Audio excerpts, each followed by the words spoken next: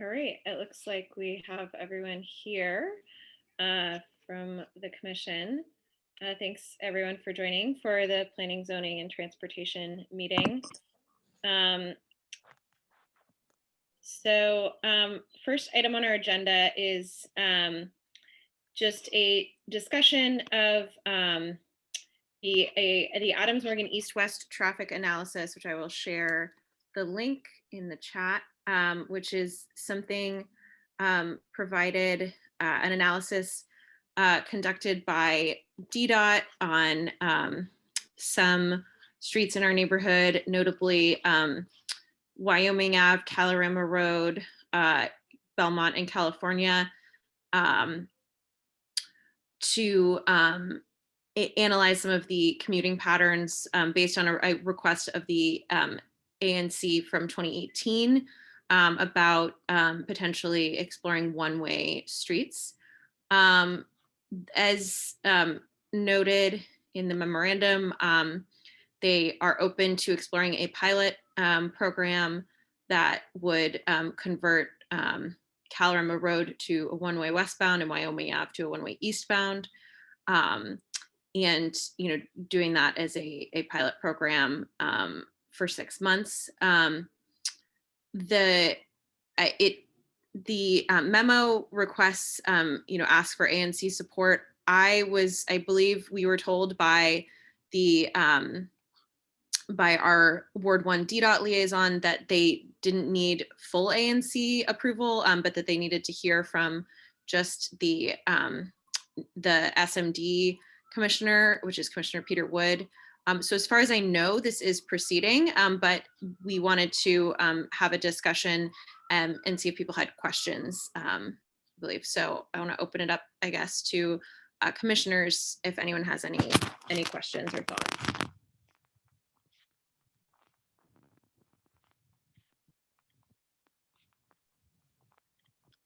Thanks, Commissioner Faulkner. Sorry for being a couple minutes late. I had to connect through my phone. I'm not sure, but my laptop wasn't connecting for whatever reason.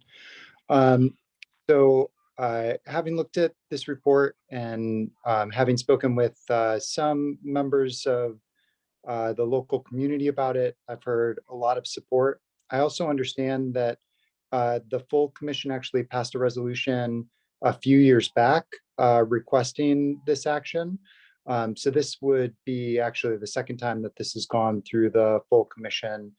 If it receives support, would be the second time that it receives support. I also understand that this could be beneficial for doing the pedestrian only zone along 18th, especially if it's done from Calorama to Columbia.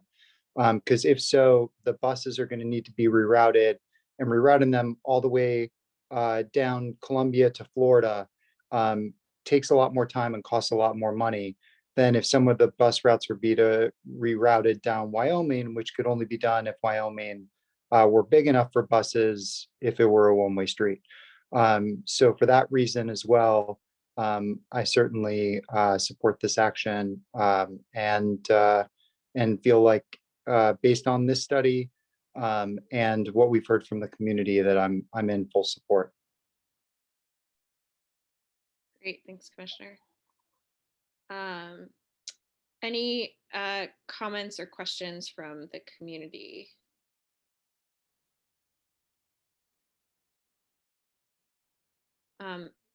If not, I think we can move on from this agenda item. And yes, as Commissioner Falaschini said, that the full ANC in 2018 did vote on this. And so we'll certainly be following up with DDOT.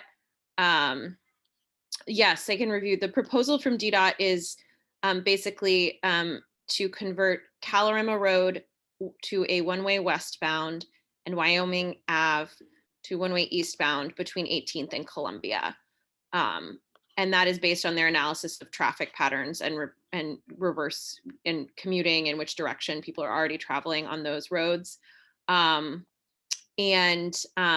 addition, they will also plan to install contraflow bike lanes on the converted sections of Calorama and Wyoming Ave to help provide traffic calming and provide the bike network. And just to the contraflow bike lanes will just be usually just a painted against traffic on one-way streets to allow bikers to have more ability to get to get through the neighborhood. And for example, we already have one in the neighborhood on I think is it on no not it's on Champlain Street. Sorry, I was like, what street is that? On Champlain Street, and we have some coming as well in Lanier and our place in Argonne. As far as I know, I don't believe any parking would be eliminated. The plan does not mention that. I think it would simply be just changing the flow of traffic to be one way and adding a contraflow lane.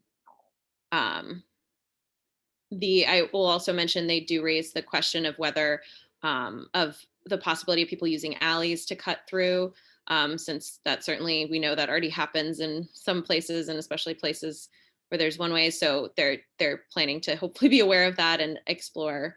And again, this would be a 6-month program followed by a 6-month pilot. So certainly things could be subject to change.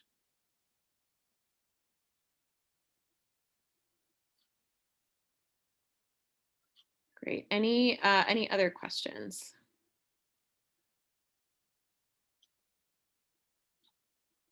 If not, I think I don't think we have anything to vote on for this, since as far as we know, it doesn't need to come to the full committee. This was just a discussion for community input. The next item on our agenda is a request for zoning relief at 1650 Harvard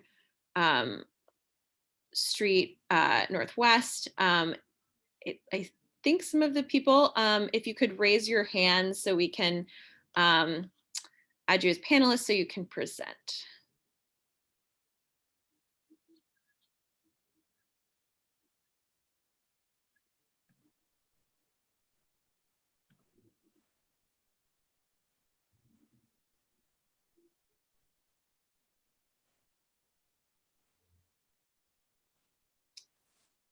Great. So I don't know who is leading, but if you want to take it away and introduce folks, go for it. Sure. Thank you so much. My name is Jeff Utz. I'm with the law firm of Goulston and Storrs. I am the land use counsel for Achilles, the owner of the property. So with us today is Art Lindy of Achilles as well, and Joe Ias from Soto Design. So I will just give a quick overview, if that's okay. Can I share my screen, please? That would be great. Thank you. So this is a BZA application, as you mentioned. We filed in November 24th with the BZA for relief. It relates to roof structure setback relief element. The BZA case number is 20658. The concept is that it's a renovation of an existing structure. It's a 7-story building that has about 156 residential apartments now, built in 1928. In the project that we're giving an overview about now, and specifically the relief is related to, is a renovation of the existing structure, and then the introduction of a habitable penthouse on the roof for some additional units. And that's where the setback relief comes into play. The property is zoned RA2, and it's a little under 39,000 square feet. And as you can see here, it fronts on a variety of streets: Harvard Street, Lanier, and Quarry Street as well. So it has all 3 street frontages. The project is also the result of an extensive collaboration between the owner and the tenant association. So it is truly a partnership where each individual legacy tenant has entered into an agreement to come back to the property and benefit from the renovation and really be involved in some particular selection of the unit outfitting that they desire. Relating to the special exception itself, we're in a bit of a quandary here, in that this project has been a long time coming. It's been a few years in the making as Achilles and the tenant association kind of wound their way through figuring out what they wanted to do and how they were going to do it. While they were doing that, the regulations changed for the Penthouse. So folks might know this already, you probably do. They have changed, but yet they're not final. And actually, they are going to be finalized next Friday when the regulations are published in the DC Register. This project is in for permit, and it's in for permit in a way that complies with the way of the world before this order is going to be published next Friday. So we really kind of got caught in the machinery here between the permitting side of things and the zoning regulation side of things. So specifically, what we are requesting is relief from 1-to-1 setback requirement along Harvard Street and Quarry Street. We set back 1/2 to 1 generally along those frontages, which is currently before next Friday, the law of the land that is compliant. That is what has been designed fully in all ways and is in for permit. But the regulations are changing to require 1-to-1 setback, 1 foot for every 1 foot of height setback from those frontages. The building already sets back 1-to-1 on the west side and the east side. So with that, I'd like to turn it over to Art Lindy to say a few words as well, please. Art, great. Can you hear me all right? You can. Yeah, great. My name is, as Jeff mentioned, is Art Lindy. I'm a senior project manager for Achilles Real Estate. We are an international real estate development firm that specializes in renovating cosmopolitan in-town multifamily apartments. And we do it with a concept that we refer to as better living. And by that, we mean better living for our tenants, better living for our community, and obviously better living for the building itself. We are long-term owners. Our hold period for projects is generally 10 to 20 years. We take environmental issues, community relations, all of these things are paramount in our design parameters. And in this project, we partnered with all of the tenants that chose to remain. In this instance, it was 33 remaining tenants who got to custom design their own units. So they will be coming home to unique designs for them, no change in rent. We've put them up in apartment buildings in the community nearby. We handled all of the moving costs, the rent at the new facilities, and we'll move them back into their homes. I'm particularly personally proud of the work we did with one resident who's been in the building for 60 years. And she is coming back to an apartment that, other than everything being brand new, will look exactly like it did when she left. And on penalty of severe capital pain, the general contractor, some subcontractors involved are removing cabinets. We're refurbishing cabinets, countertop, sink, everything that she loved about her apartment, and we'll be putting it in new. We would have had the president of the association here, who would have, I think, bragged, and rightfully so, at the association's ability to manage the developer in this instance. It was a great collaboration. They were our partners, if not our bosses, in many instances. And we're really hoping that you can help us out in this very strange condition. And again, I thank you for taking the time this evening. Jeff, back to you. Thanks, Art. So with that, I think we can show some of the details of the specifics. This is the BZA package. We distilled it down a bit. We're happy to answer questions as well. But we wanted to show you some of the specifics about the project and really where the rubber hits the road on the relief need. So with that, I'll turn it over to Joe. I'm Joe Eas. I'm with Soto Architecture. We're a local Washington, D.C. firm located down on 14th and T Street. This is our second project with Achilles in the neighborhood. Actually, the other one was the Century over on 16th Street. And this project, I think, as everybody's mentioned so far, has some pretty interesting complexities to it. As you can see right now, the existing building is currently existing as a fair amount of density for what is in the zone right now. So the approach on this was obviously to reuse the existing building to the greatest extent possible while still being able to take advantage of the zoning laws as they existed during our design process and be able to add additional units in penthouse space for the residents. The three images you can kind of see on that real quick, I think, are just aerial images. The building is surrounded by other dense properties as well, so it's a pretty high density neighborhood. And then across Harvard Street, you've got typical row homes on an I'll call it a pretty well elevated platform, just due to the grade changes as you're heading down to Rock Creek Park. So, you know, something that's kind of interesting that we've talked about, and we'll talk about a little bit on a couple of these images down the road, is that the view is unobstructed towards, you know, the National Cathedral and Rock Creek Park.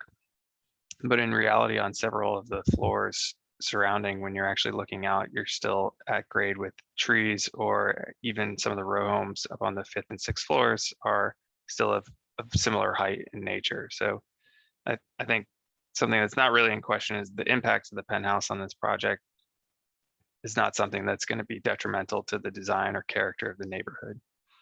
You can go to the next slide, Jeff. So this is basic site survey plan here. We've set the front of the building along Lanier Place, and the sides are both Quarry Road and Harvard Street. So that was an intentional way to allow us to use those 1 to 1/2 setbacks that were in the zoning code at the time during the design. There is an elevated courtyard in the interior of the project, and that sits above one level of below grade garage parking. You can go to the next slide, please. So this is a quick view of our proposed penthouse layout as it currently exists. So you can note that we have basically 3 different parts of the building that have new units, and then we've taken a small portion of the western part of the floor plan and used that for resident amenities and a resident roof deck. The areas that are shown hashed in orange are the areas of the design that currently exists that would be in conflict with the new regulation and rule changes for the setbacks. So from a general standpoint, the relayout of units, while not critical to the design, would become a major issue just due to the nature of standard double loaded corridors. But the real key, I think, that is pushing us to struggle with this change would be the relocation of the new elevators that we have in the core of the building, as well as the new egress stair on the south portion of the building. So both of those elements are particularly challenging to relocate in an existing building. And let me just back up and clarify something real quick. We have 2 elevator banks that we're showing in this plan. Both of those elevator banks are new. So we're essentially modernizing the elevators and the vertical circulation in the building with 2 new elevator cores.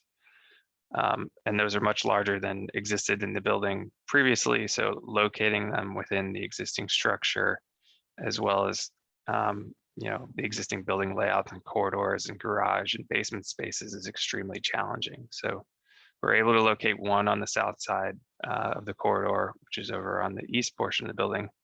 But the one that's to the north is the one that would really be in conflict. It's set back well within the range of what's required currently, but due to the extra heights that are required for elevator overruns, the new 1-to-1 setback would put that basically in conflict.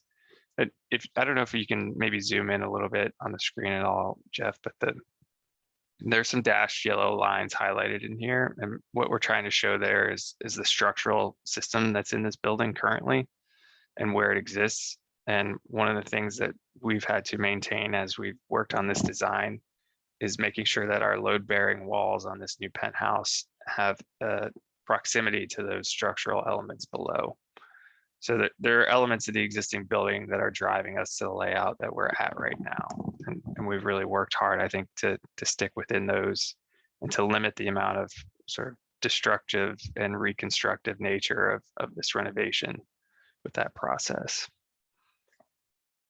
An additional item to note, obviously, is that the penthouse decks would also be in conflict with the new one-to-one setbacks. And while it's not as critical from a internal or spatial layout, I think everybody who's been through the last 2 years and has sort of realized the importance of outdoor space understands, you know, the nature of having some outdoor space to be able to occupy as a critical element when we've all been sort of sheltering in our houses.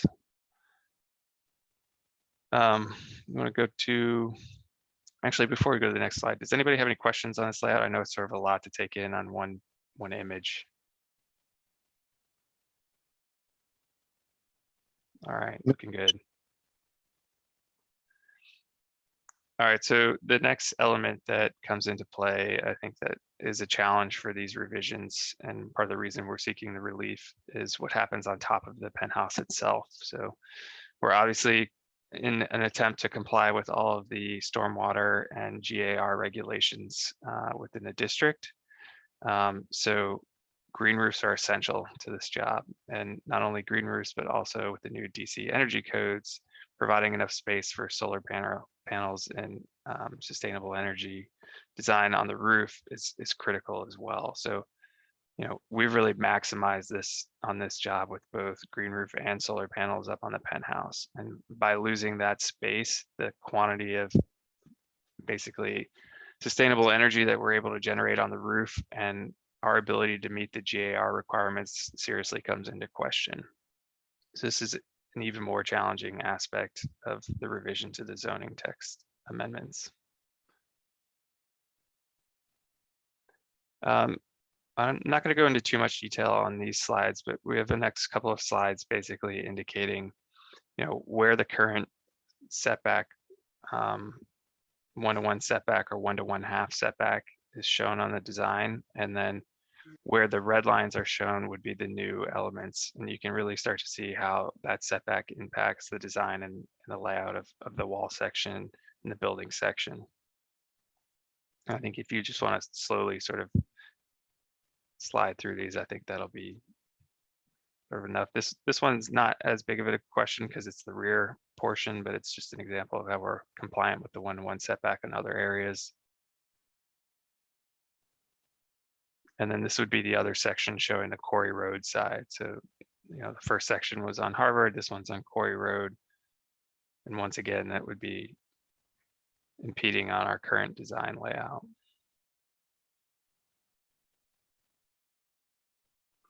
And then same concept here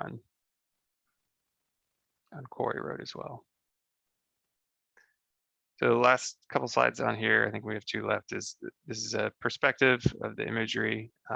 One thing I want to obviously note that I sort of spoke about earlier was we're taking a little bit of artistic license with this image here in order that we can actually see the building. As I sort of noted earlier, when you're standing up on those 6th, 7th, and even the penthouse floors, that actually the mature trees that line Harvard Street are pretty well shielding this building in full extent. So right now you probably have a pretty good view because most of the leaves are off the trees, but you know, during the remainder of the year, the building's actually pretty well shaded and hidden from these trees. So just a little thought, but we do want to show, you know, what the penthouse is going to look like on top of the building. We've tried to select materials that are cohesive with the existing nature and style of the building, but without a full replication of what is there. And then some up close images of some of those spaces up on the roof and those balconies off of those penthouse units as well.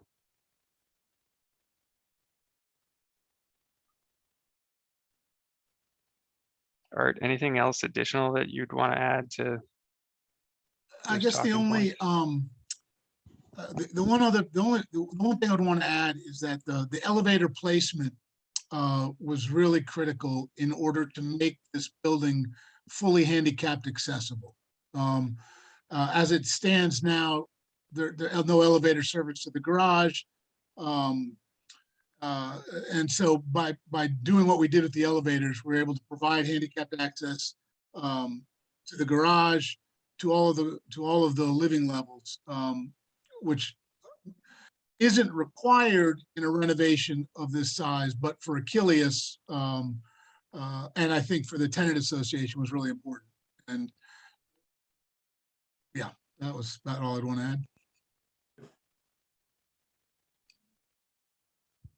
So I think that brings our presentation to a close, but we're happy to answer any questions that you might have or provide additional information.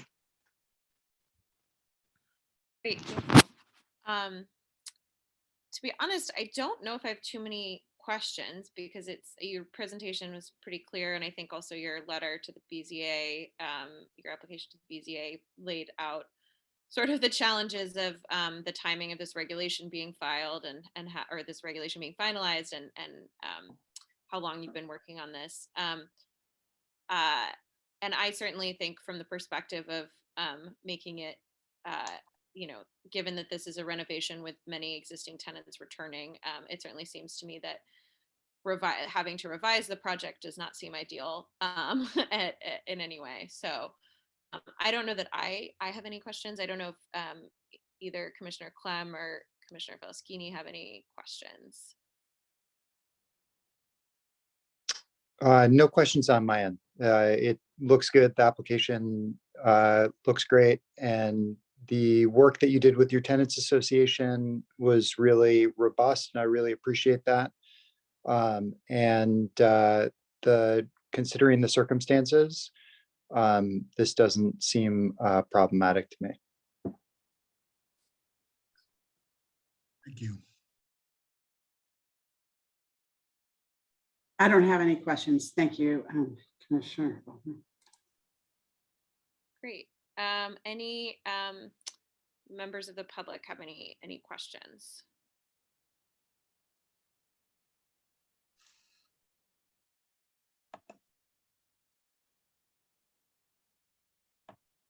If not, then I will motion for us to recommend to the full ANC to support an exception for the roof structure setbacks.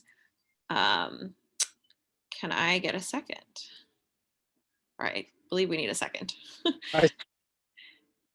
Great. Then all in favor? Aye. Any opposed? I guess that's the two of us. Any abstentions? Great.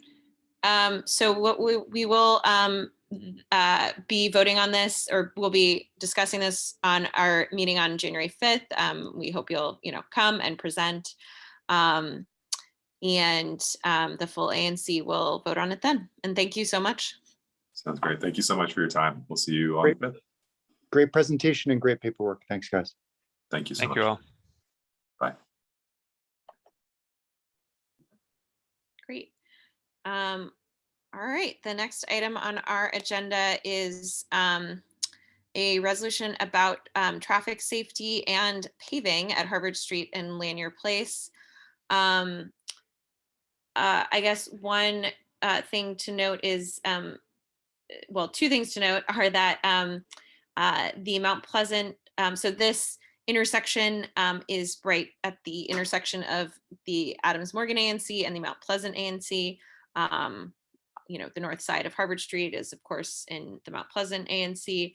And so they had previously passed a resolution or a resolution about a traffic safety investigation at that intersection because of drivers going through the stop sign and poor visibility, the stop sign at Harvard, I should say, and poor visibility.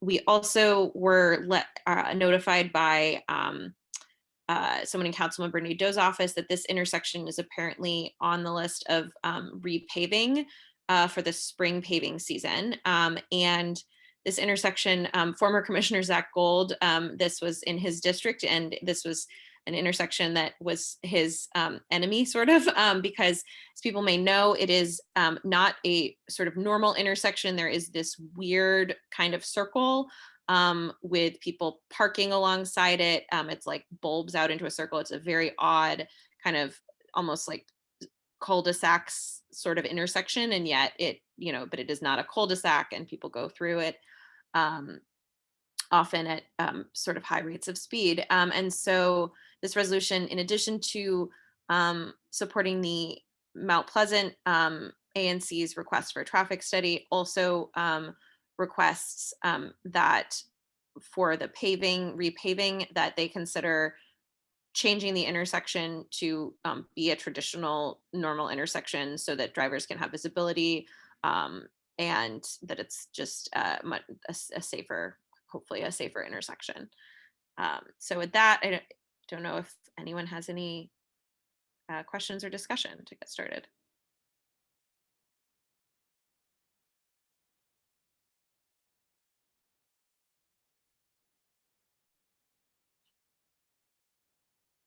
Either commissioners or the public.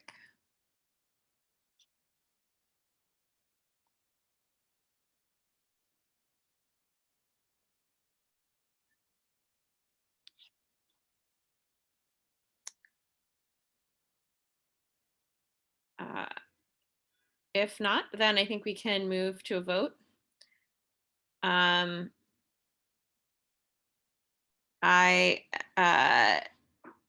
move that we pass this resolution about the intersection of Lanier Place and Harvard Street, or sorry, not pass this resolution, recommend the ANC support this resolution. Do I have a second? A second. And all in favor, say aye. Aye. Aye. Any opposed? Any abstentions? I also just realized midway through the last vote that I had neglected to have us introduce ourselves at the beginning of this meeting. But I believe at this point, people maybe are aware who we are. But great, then we will consider this resolution at the January ANC meeting.